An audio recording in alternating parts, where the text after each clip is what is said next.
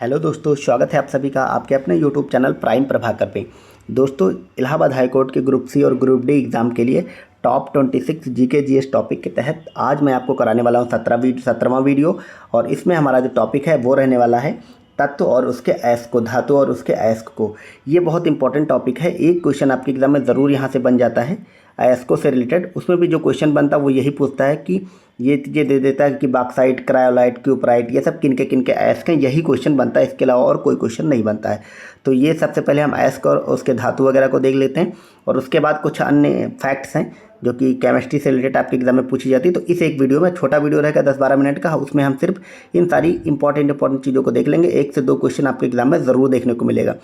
इसके अतिरिक्त अगर आप Allahabad high court group C D की तैयारी कर रहे हैं, अभी तक आपकी तैयारी नहीं हुई है, तो मैंने उसका एक वीडियो ऑलरेडी अभी दे दिया है। ठीक है, ऑलरेडी अभी चैनल पे पड़ा हुआ है तैयारी से रिलेटेड, यानी आने वाले 15 से 20 दिन में आप अच्छे से उसकी तैयारी कर सकते हैं। कैसे कर सकते, कहाँ से, उसका मैं डिस्क्रिप्शन में लिंक दे दूंगा। तो जा करके उस वीडियो को देखें और आप देखें कि 15 से 20 दिन में आपकी तैयारी कैसे कंप्लीट हो सकती।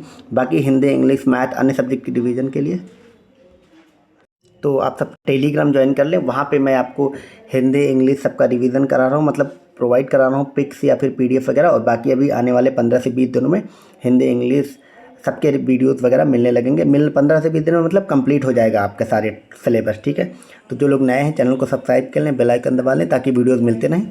और चलिए, अब इतनी थोड़ा इन्फॉर्मेशन देनी थी, देने के बाद बाकी अगर प्रीवियस वीडियो अपने जीके जीएस वाले नहीं देखें, टॉप 26 वाले, तो उन सब का लिंक मैंने प्लेलिस्ट बना दी है, डिस्क्रिप्शन में दे दिया, आप सब जाकर ज्वाइन कर लें। अब चलिए इस वीडियो की शुरुआत करते हैं। इसमें हमने आपको अलग अलग धातुओं के अलग अलग अयस्क एक साथ दे दिए हैं, फार्मूलाज भी लिख दिया। हालांकि आपको फार्मूलाज पे ज़्यादा जोर नहीं देना है, आपके एग्जाम में फार्मूला लिख के नहीं पूछेगा, सिर्फ ये वाली चीज़ें पूछेगा। ठीक है, तो एल्यूमिनियम के अगर अयस्क देखें तो इसमें आप 4 याद रखेंगे। एल्यूमिनियम के 4 अयस्क होते हैं, बॉक्साइट, क्रायोलाइट, कोरंडम और डायस्पोर। आपके एग्जाम में क्वेश्चन बनेगा तो यहीं से बनेगा। इसमें 2 तरह के क्वेश्चन बन सकते हैं, या तो डायरेक्ट लिख के दे देगा कि डायस्पोर निम्न में से किसका अयस्क है, 4 ऑप्शन रहेंगे। ठीक है, या फिर आपको दे देगा ऐसा क्वेश्चन दूसरे टाइप का कि एल्यूमिनियम निम्न दिए गए अयस्कों में से कौन सा अयस्क एल्युमिनियम का नहीं है। तो 3 या 4 आपको दे देगा एल्युमिनियम के, और कोई एक ऐसा देगा जो एल्युमिनियम का ना होकर के किसी और का होगा, और वही आंसर आपका सही होगा। तो मात्र इन 2 टाइप के क्वेश्चन आपके एग्जाम में बन सकते हैं। ठीक है, और इसकी पीडीएफ टेलीग्राम पे मैं डाल दूंगा, तो जाकर आप लोग ज्वाइन करें और पीडीएफ देखें और बार बार इन चीज़ों को रिवाइज करते रहें, क्योंकि वो बहुत ज़रूरी है रिवीजन, क्योंकि बाद में फिर भूल जाएगा। अभी मैंने एल्युमिनियम पढ़ाया तब तो आपको ये चारों याद हो गए होंगे, लेकिन अभी मैं जैसे ही कॉपर या जिंक कुछ और दिखाऊंगा तो फिर सब एक में मिल जाते हैं, गुच्छ पुच्छ हो जाते हैं। तो उससे बचने के लिए आप लोग बार बार रिवाइज करें। तो बॉक्साइट, क्रायोलाइट, कोरंडम और डायस्पोर इसके अयस्क होते हैं। अब हम अगला देखेंगे कापर के अयस्क। कापर में हम 5 अयस्कों को देखेंगे, क्यूपराइट, मैलेकाइट, एजुराइट, कैल्कोसाइट और कैल्कोपाइराइट। ये 5 होते हैं कॉपर के। जिंक के अयस्क की बात करें तो जिंक में 3 अयस्क आप याद रखेंगे, जिंक ब्लेड, ये तो इजी है क्योंकि इसमें जिंक लगा है। फिर कैलेमाइन और जिंका काइट, तो जिंका काइट और जिंक ब्लेड तो आप पकड़ लेंगे जिंक से, लेकिन कैलेमाइन वाला आप याद रखिए, कैलेमाइन जो होता है वो जिंक का अयस्क होता है। फिर हम देखेंगे मरकरी या पारे का अयस्क, तो इसका एकमात्र अयस्क होता है सिनेबार, HGS। आपसे क्वेश्चन सिर्फ ऐसे बनेगा कि सिनेबार किसका अयस्क है, तो मरकरी या पारे का अयस्क है। फिर हम लोहे के अयस्क देखेंगे। लोहे वाले बहुत इंपॉर्टेंट हैं, क्योंकि आयरन के अयस्क, आयरन ऑर्स बार बार पूछा जाता है। उसमें hematite, magnetite, siderite, iron pyrite और कैल्कोपाइराइट। एक मैं आपको ट्रिक बताता हूँ।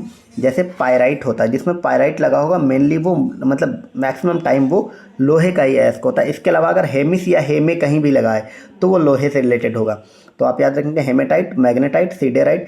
यहाँ पे मैग्नेटाइट में कंफ्यूज नहीं होना कि मैग्ने से आप मैग्नीशियम समझ लें। ठीक है, तो मैग्नेटाइट भी लोहे का अयस्क होता है। फिर सीडेराइट, आयरन पायराइट और कैल्कोपाइराइट, तो ये होगा लोहे का है। ठीक है, अगला देखते हैं। तो लोहे के बाद अगला देखते हैं सिल्वर या फिर चांदी जिसको बोलते हैं, उसके अयस्कों को। ठीक है, तो उसमें जो हमारा पहला है वो है अर्जेंटाइट और दूसरा है नेटिव सिल्वर। तो नेटिव सिल्वर में सिल्वर ऑलरेडी लगा है तो आप पहचान लेंगे। दूसरा याद रखेंगे अर्जेंटाइट, ये सिल्वर का है। फिर सीसा या फिर लेड, उसका अयस्क देखते हैं, उसको गैलेना और सीरूराइट। तो सबसे ज़्यादा जो पूछा जाता है वो गैलेना पूछा जाता है, किसका अयस्क है, तो गैलेना सीसा या लेड का अयस्क है। और जो सीरूराइट है वो शीशे का अयस्क है। टिन का एकमात्र अयस्क होता है कैसिटेराइट, तो कैसिटेराइट टिन का अयस्क है। फिर अगला है कैल्शियम के एस्क देख लें। कैल्शियम में जिप्सम याद रखेंगे, सबसे इंपॉर्टेंट है और क्वेश्चन इसी से बनता है। फ्लोरोस्पार ही भी इसका एस्क होता है, फास्फोराइट होता है और कैल्शियम कार्बोनेट होता है। तो कैल्शियम में क्या इंपॉर्टेंट है, एक तो जिप्सम, जिप्सम का फार्मूला भी कभी कभी पूछ लिया जाता है, इसको याद रखेंगे, CaSO4 × 2H2O, ये होता है जिप्सम का फार्मूला। फिर फ्लोरोस्पार भी इसका होता है और फास्फोराइट और कैल्शियम कार्बोनेट, तो फास्फोराइट और फ्लोरोस्पार भी इसका याद रखेंगे, कैल्शियम में कैल्शियम लगा हुआ है। तो ये इतने इंपॉर्टेंट एस्क हो गए। आपके एग्जाम में एस्को से एक क्वेश्चन जरूर बनता है और जो भी बनेगा इन्हीं से बनेगा, तो बार बार आप इसका रिवाइज करते रहें। वो कहाँ मिलेगा, वो आप PDF में दे दूंगा अपने टेलीग्राम पे, जा करके ज्वाइन करें और इसको बार बार रिवाइज करें। अब हम कुछ इन्हीं से रिलेटेड कुछ फैक्ट्स हैं उनको देख लेते हैं। तो जैसे एक क्वेश्चन बनता है कि आतिशबाजी के दौरान हरा रंग किस कारण होता है, तो वो बेरियम के कारण होता है। ऐसे क्वेश्चन भी आपके एग्जाम में एप्लीकेशन पार्ट वाले बार बार बनते हैं केमिस्ट्री से, ठीक है। फिर है आतिशबाजी के दौरान लाल रंग किसके कारण होता है, तो वो स्ट्रॉन्थियम के कारण होता है। तो आतिशबाजी जब होती है तो दो रंग निकलते हैं, हरा और लाल। हरा होता है बेरियम के कारण, लाल होता है स्ट्रॉन्थियम के कारण। एक क्वेश्चन और बनता है कि प्याज और लहसुन में जो गंध होती है वो किस कारण होती है, तो वो सल्फर के कारण होती है। कैंसर के इलाज में कोबाल्ट-16 यूज होता है, इंपॉर्टेंट है, याद रखेंगे, ऐसे क्वेश्चन बन जाते हैं, ठीक है। तो ये जितने भी एस्को का अलग अलग बीमारियों में इलाज होता है, इसका मैं एक मतलब मेरे पास एक छोटी सी पिक्स रखी हुई है, वो मैं अपने टेलीग्राम पे दे दूंगा, वहाँ से आप लोग रिवाइज कर लेंगे। वायुयान का निर्माण किस धातु से होता है, तो पैलेडियम से होता है, याद रखेंगे। सबसे कम अभिक्रियाशील धातु सोना है, ठीक है। सबसे कम अभिक्रियाशील धातु कौन सी है, सोना है। यहाँ पे कुछ लिखा हुआ है, ये क्वेश्चन इलेक्ट्रॉन प्रोटॉन वगैरह के बारे में है, बार बार यहाँ से क्वेश्चन बनता है खोजों से। इलेक्ट्रॉन की खोज किसने की थी, तो जे थॉमसन ने करी थी, और इलेक्ट्रॉन पे ऋणात्मक आवेश होता है, ये आप याद रखेंगे, बाकी ये द्रव्यमान वगैरह नहीं पूछेगा। प्रोटॉन की खोज गोल्डस्टीन ने करी थी और इसका नामकरण जो है वो रदरफोर्ड ने किया था। तो प्रोटॉन में कई बार बहुत सारा कन्फ्यूजन होता है, आप सब कन्फ्यूज हो जाते हैं कि प्रोटॉन की खोज ऑप्शन में रदरफोर्ड रहता है, वो आंसर में आप लोग लगा देते हैं, तो वो नहीं लगाना है। प्रोटॉन की खोज गोल्डस्टीन ने करी और प्रोटॉन का नाम प्रोटॉन होगा, ये रदरफोर्ड ने बताया। और प्रोटॉन पे प्लस मतलब आवेश होता है, चार्ज होता है, ठीक है। न्यूट्रॉन की खोज चैडविक ने करी और इस पर ये उदासीन होता है, यानी कि इस पर ना तो नेगेटिव ना ही पॉजिटिव कैसा भी आवेश नहीं होता, ये जीरो होता है, ठीक है। अब इलेक्ट्रॉन की तरंग की जो प्रकृति है उसकी खोज डी ब्रोगली ने करी थी, आप याद रखेंगे।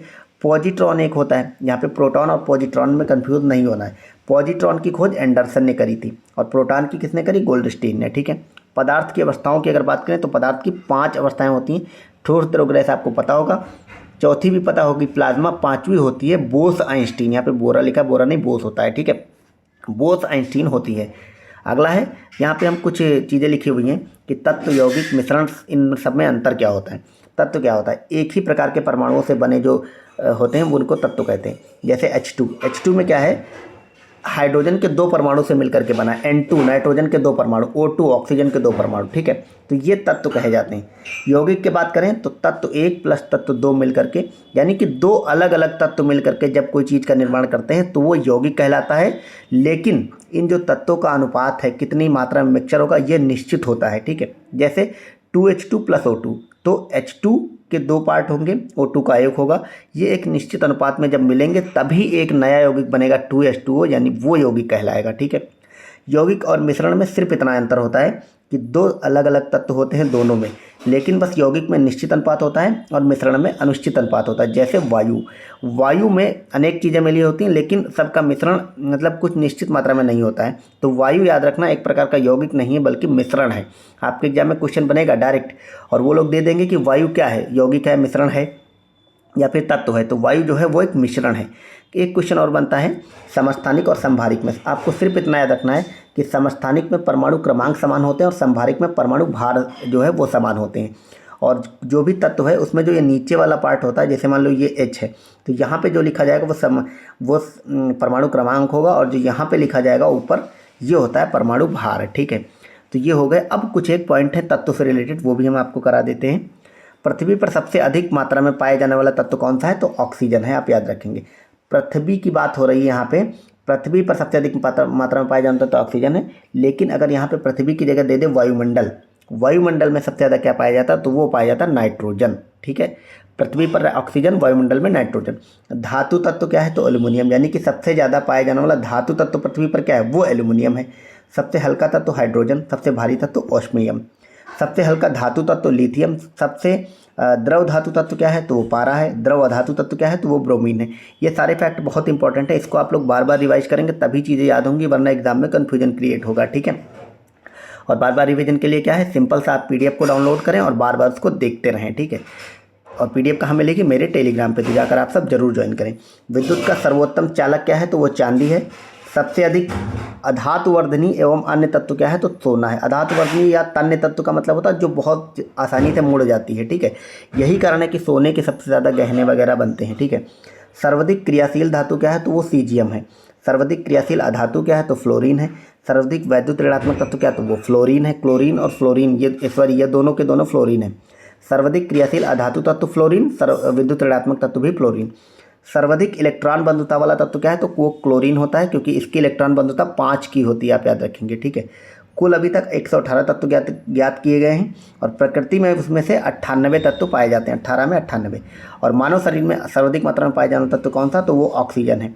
तो इस प्रकार हमने ये सारे इंपॉर्टेंट फैक्ट्स जो बन सकते थे आपके एग्जाम में उन सबको देख लिया, और ये सारी जो कुछ फैक्चुअल चीज़ें थी और कुछ समझाने वाली उनको भी देख लिया, और ये टोटल एस्क देख लिया। अब ये वाली जो पीडीएफ है मात्र 4 पेज की, इसको रिवाइज आप करेंगे तो 10 मिनट में रिवाइज हो जाएगा, लेकिन आपके जीके जीएस में 1 से 2 नंबर बढ़ा करके जाएगा, तो बार बार रिवाइज करते रहें। और बाकी भी हिंदी इंग्लिश सब पीडीएफ के लिए और कंप्लीट इसकी प्रिपरेशन के लिए, हाई कोर्ट के लिए आने वाले 15 से 20 दिनों के लिए आप मेरे चैनल को अच्छे से फॉलो करें। आपको जो जो मिलने वाला है शानदार तैयारी इसी से हो जाएगी, ठीक है। मिलते हैं अगले वीडियो में। थैंक यू सो मच देखने के लिए, बाय बाय।